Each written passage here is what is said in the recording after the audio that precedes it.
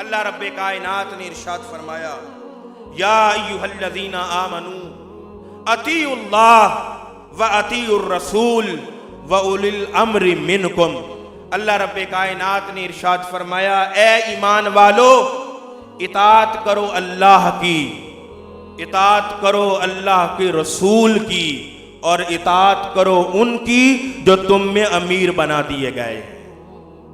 اب اس آیہ مقدسہ میں بظاہر تین ہستیوں کی اطاعت کا حکم ہے، اللہ کی اطاعت، اللہ کے رسول کی اطاعت، اور تیسری اطاعت اولی الامر کی ہے۔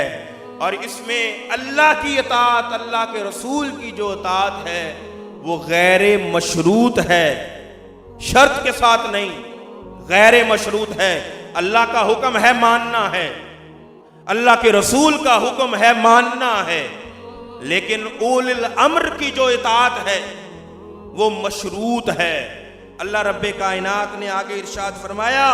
فَإِن تَنَازَعْتُمْ فِي شَيْءٍ فَرُدُّوهُ إِلَى اللَّهِ وَالرَّسُولِ،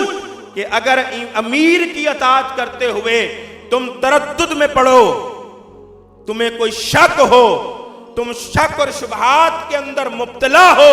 تو اس بات کو، اس امر کو اللہ اس کے رسول کی طرف لوٹا دو، اللہ اس کے رسول کی بارگاہ میں لے جاؤ۔ یاد رکھیے گا یہاں برملا یہ بیان کیا جاتا ہے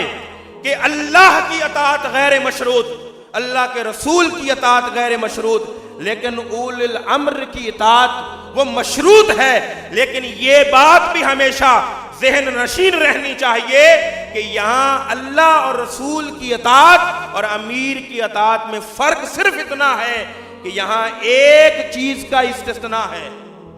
ایک چیز کا استثناء ہے کہ خلاف شرع وہ حکم نہ دیں، خلاف شرع حکم نہ دیں۔ اگر خلاف شرع حکم دیتے ہیں تو ایسی صورت میں ان کی بات نہ مانی جائے، لیکن اگر وہ خلاف شرع حکم نہیں دیتے